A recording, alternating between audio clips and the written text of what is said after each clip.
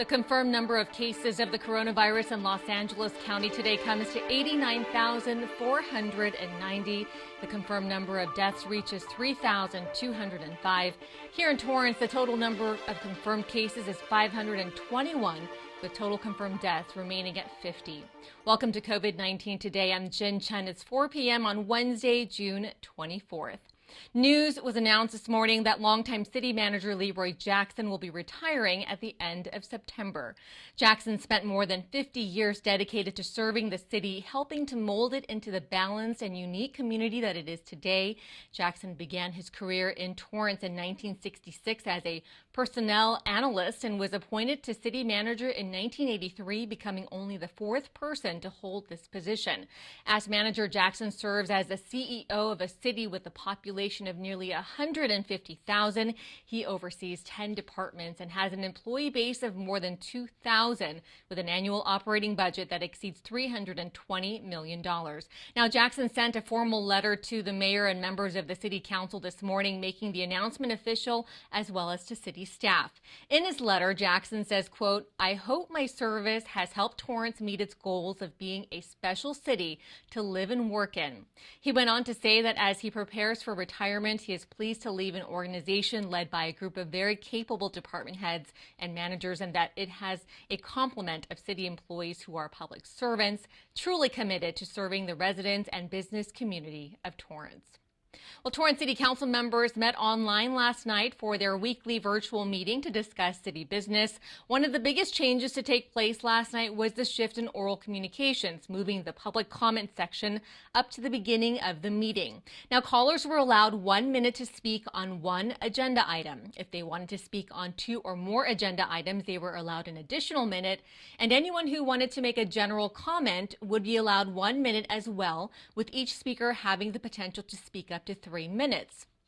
Now, 60 minutes were allocated to the public comment section, with the majority of callers requesting to make a general comment regarding a 2018 officer-involved shooting in Torrance.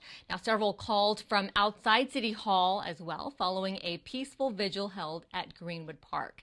Agenda items discussed last night included a recognition of a local athlete, Andrew Valverde, who was named this year's Gatorade California Boys Soccer Player of the Year. Plus, several members of the Torrance Police and Fire were recognized upon their formal retirement. All consent calendar items were approved, with a few items pulled for further discussion, with each of those items passing after staff clarification. Now, various administrative matters were also discussed last night, from the city manager's COVID-19 update on recovery efforts to the finance director's recommendation to adopt a resolution approving the city's appropriations limit for fiscal year 2021. Public Works and Community Development also had several items to share, along with two hearings. The nearly 4.5-hour council meeting adjourned last night in memory of former Torrance transit bus operator Armando Cortado, more affectionately known as Jay. He passed away on June 12th. During his tenure with the Torrance Transit Department, he was known for being a dedicated professional and team player, and enjoyed helping customers travel to their destinations and serving the city of Torrance. He retired from the city in 2001. Now, you can catch replays of the entire meeting and hear details of each agenda item discussed. Tune in tonight and tomorrow at 10 p.m. or Friday, Saturday, and Sunday at 10 a.m. and 6 p.m. due to the meeting's extended length. It can be seen here on City Cable, over the air on 25.2, streaming online and on demand on YouTube. During one of two hearings last night, a local church in need of funds to secure the future of their programs received some good news. Council members heard from Storm Properties, a local developer who shared his vision of creating a multi-unit residential structure to include 3-car garages and a parklet, all tucked away behind a church that owns the land. Now, Christ the King Lutheran Church, located on 182nd Street, sits on nearly 3 acres. Storm Properties presented their proposed 48-unit townhome complex, requesting the approval of a revised conditional use permit. Now, their request for the permit was initially denied earlier this year at the Planning Commission meeting, with members citing several concerns, including increased traffic congestion. Since then, a traffic study was conducted and found no major impacts would be had with the addition of the multi-unit complex. One concern shared by many of the council members last night was the lack of additional parking spaces available on site. Community Development Director Danny Santana added that modifications could be made to increase parking by reconfiguring the parking lot. By changing the zone to allow a portion of the church property to be developed by Storm Properties, the church would be able to afford to maintain their aging facility and provide funds to invest in future programs at the church. Supporters advocating for the zone change said the church has been a great benefit to the community for nearly 60 years, and especially during COVID-19. This was passed with a 4-1 vote, with opposition from Mayor Fury. Council members Ashcraft and Kalani both recused themselves from this hearing. Well, with 4th of July holiday coming up, the Torrance police and fire departments are reminding the community that all fireworks are illegal in the city. Officials say it's not only dangerous but unlawful to possess, sell, give, or use any fireworks in the city, even including the ones considered safe and sane. Several incidents of illegal fireworks being set off around Southern California have been reported by various agencies.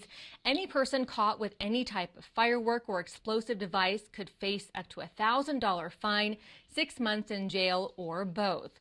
While the city of Torrance canceled this year's 4th of July fireworks show out of an abundance of caution and concern for residents' safety, Torrance City Cable will broadcast last year's spectacular fireworks show on the channel come 4th of July beginning at 8 p.m., so be sure to tune in. Torrance Police asked the community, if you see something, say something. You can call their non-emergency hotline at 310-328-3456 or call 911 in the event of an emergency. The powerful 7.4 magnitude earthquake that rocked southern Mexico Tuesday damaged hundreds of homes and 4 archaeological sites. 6 fatalities have been reported so far in the southern state of Oaxaca, the epicenter of the quake, where at least 500 homes were damaged. Now, local officials say a trembler like this is a great reminder to the community that an earthquake could happen at any moment, and an emergency plan and kit should be in place in the event of a major disaster. According to the American Red Cross, everyone should have at least 1 gallon of water per person per day, up to a 3-day supply, which is recommended for an evacuation. A 2-week supply is recommended if you stay in your home. Now, you should stock enough non-perishable foods that are easy to open and prepare for you and all of your family members, including your pets. A first aid kit, medication, flashlight, batteries, and a multi-purpose tool are also recommended for your kit, along with personal hygiene items, cell phone charger, copies of personal documents, emergency contact information for family members, extra blankets, change of clothes, along with extra cash. Now, the American Red Cross says being prepared is the key to surviving a disaster. You can get more information at redcross.org. Well, California voters will get to decide in November whether or not to reinstate affirmative action. In a 30-10 Senate vote, the Assembly Constitutional Amendment, or ACA 5, secured the necessary 2/3 majority vote needed in order for it to appear on the November 3rd general election ballot. For 2 hours, senators debated the need to revisit the affirmative action ban that passed in 1996, which prevented California universities and government agencies from giving preferential treatment on the basis of race or gender. Now, if passed in November, this would allow state schools and agencies to create employment or admissions programs that take the race, gender, or national origin of an applicant into account, possibly increasing opportunities for members of underserved communities. The daily number of COVID-19 cases in the U.S. were the highest this week since the height of the pandemic more than 2.5 months ago. Several states, including California, Arizona, Florida, and Texas, experienced a surge in cases this week. According to data tracked by Johns Hopkins, 34,700 new cases of the coronavirus were reported on Tuesday, one of the highest in single-day increases. The country's top infectious disease expert, Dr. Anthony Fauci, told a congressional panel yesterday that the next few weeks will be critical in addressing the surge seen in those states. He encouraged people to avoid crowds, and if you plan to go out, wear that mask. Dr. Fauci also shared optimism that a vaccine would be ready by the end of the year or early 2021, saying it's a matter of when and not if. Los Angeles County also saw nearly 5,000 new cases in the last 2 days. Globally, the U.S. still has the highest number of cases, topping more than 2.2 million, with more than 120,000 deaths. Well, some confusion was cleared up this morning on whether or not campgrounds were closing again after recently reopening, with concerns due to recent spikes in coronavirus cases in California. Well, officials at Yosemite National Park clarified that all campgrounds inside Yosemite National Park that are currently open will remain open, and those not open yet will remain closed until at least August 1st. State park officials say the two campgrounds that have opened in the Sierra Nevada Park include the Upper Pines in the Yosemite Valley, which is operating at 50% capacity, and Wawona Horse Camp, located in the southern part of the park. Now, campsites to remain closed including Bridal Veil Horse Camp, Crane Flat Hodgdon, Meadow, also Lower Pines, North Pines, Tuolumne Meadow, and 50% of the Upper Pines. Campers will need to make reservations ahead of time for their trip for the sites that are open and will be required to practice physical distancing and avoid congregating with others outside of their immediate households when camping. Park officials say modifications have been made to reduce the risk of exposure to COVID-19, with guided tours and indoor facilities like museums and visitor centers remaining closed until further notice. You can go to parks.ca.gov for more information. The Los Angeles County Office of Small Business is reaching out to the business community in an effort to better assess whether or not personal protective equipment and health and safety measures are being met within the county. Now, business members are asked to take a short survey to determine the best strategies to assist businesses looking to reopen and operate safely during the health pandemic. With the help of this survey, officials hope to reach a larger audience and get more accurate assessments of the needs. Surveys are due by Monday, June 29th. You can go to the county's website for the link. Visit the Department of Consumer and Business Affairs at dcba.lacounty.gov. The Torrance Area Chamber of Commerce joined more than 100 organizations across the country to address social inequalities and police reforms in an effort to create dialogue and help move the nation forward. The U.S. Chamber of Commerce welcomes the introduction of bills calling on elected officials, both Republicans and Democrats, to come together and propose bipartisan policing reforms before Labor Day. A letter was sent to members of U.S. Congress and signed by Chamber of Commerce agencies from across the country. Well, the Torrance business community took part in a special online event today. The annual Impact Awards, sponsored by the Torrance Area Chamber of Commerce, recognized businesses and individuals making a difference in the community. The virtual ceremony included the installation of Kirk Rosberg as the new chairman of the board for the 2021 year.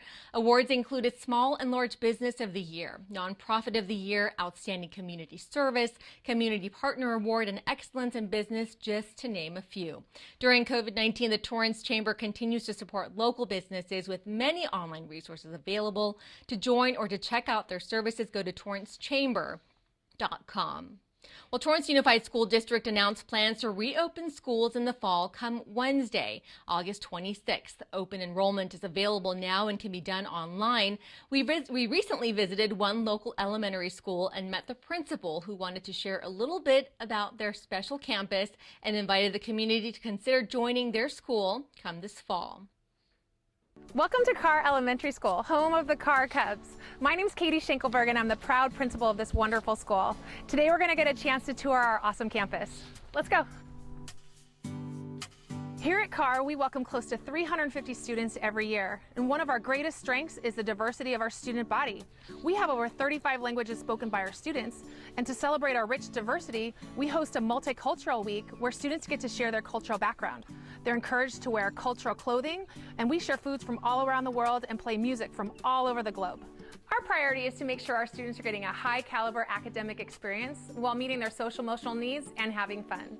We have programs to meet the needs of all of our learners, and we pride ourselves in our high-quality literacy program. We host several family nights, including Family Math Night, STEM Night, and Literacy Night, that are opportunities to connect with families and provide them with tools to help them support their child's education. We have a comprehensive school-wide counseling program with student-led groups, including peer mediators and Kind Cub leadership. They empower our students to make positive impacts in our school and our community. During this time when we are physically apart, our teachers, counselors, and support staff worked hard to stay connected with our students and our families. School starts on Wednesday, August 26th, and we hope to see you on the first day. Parents can go online to TUSD.org. Enrollment is open for all grades.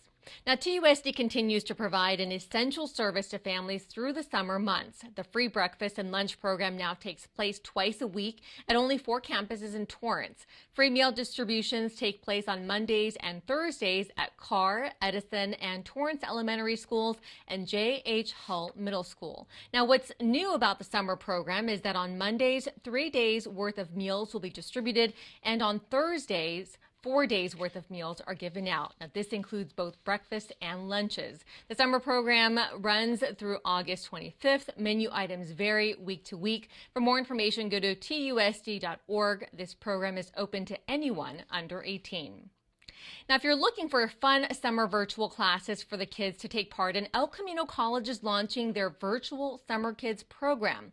ECC's Education Department's annual Summer Kids College program is returning for children in grades 1 through 12. The 6-week program consists of either 1 or 2 week-long sessions. They run Monday through Friday from July 6th through August 14th. Now, due to COVID-19, all classes will be available on a virtual live remote platform.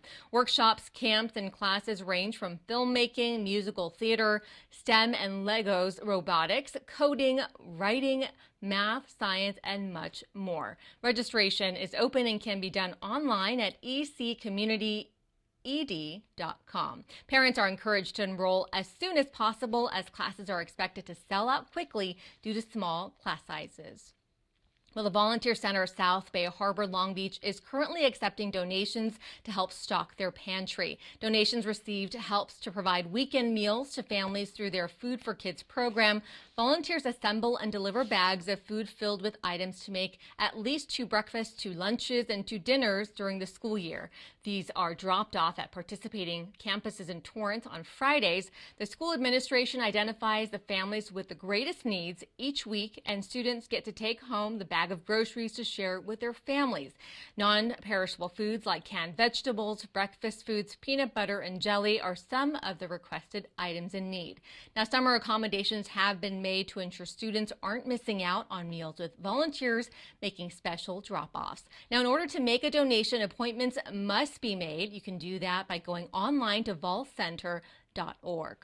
Well, as unique graduation events, drive-by diplomas, and social distance special goodbyes take place through the month of June, we want to continue celebrating our class of 2020 and your big milestone. Whether it's a preschool promotion or college graduation and every milestone in between, send us your photo and let us know what school you are graduating from. We'll be sure to share it on our show. Email us at covid19today@torranceca.gov. Well, with the majority of Americans having to cancel traditional summer plans due to COVID-19, we want to see how you and your family are making special changes to ensure your summer fun isn't completely ruined and you're still finding ways to fill your summer days. Whether you're planning a camping trip, road trip, or headed to a staycation somewhere, or just camping out in your backyard, send us your trip itinerary, camping checklist, road map, or pictures from your special summer plans. We'd love to see how you are making the most of your summer and hopefully inspire others. Email us at covid19today@torranceca.gov. Well, before we go, at the end of each program, we like to share stories from our community, feel-good pictures, images, and videos that remind us of how resilient our community is and reflect how Torrance truly cares. Well, as more restrictions lift and businesses and organizations get ready to reopen, the Torrance South Bay YMCA was thrilled to announce they've reopened their doors to the community in Torrance. On their website, a video was shared on safety protocols and measures in place to ensure their members are protected. The video is shown mixing between English, Spanish, and Korean languages to reach a broad range of its members. Staff say that despite opening in phases with some sections still remaining closed, they're excited to see the return of their families who continue to support the organization. What a great way for the community to come together to show how special and unique Torrance is and how Torrance truly cares. Now, if you have a great story or have photos or videos you'd like to share or just want to say hello, please email us at covid19today@torranceca.gov. Well, that's our update for COVID-19 today. We hope you'll join us again tomorrow at 4 p.m. as Ben McCain brings you the latest updates. Stay connected and sign up for Torrance Alerts. You can also find us on YouTube and Facebook. Be safe, stay healthy, and thanks so much for tuning in. We'll see you next time.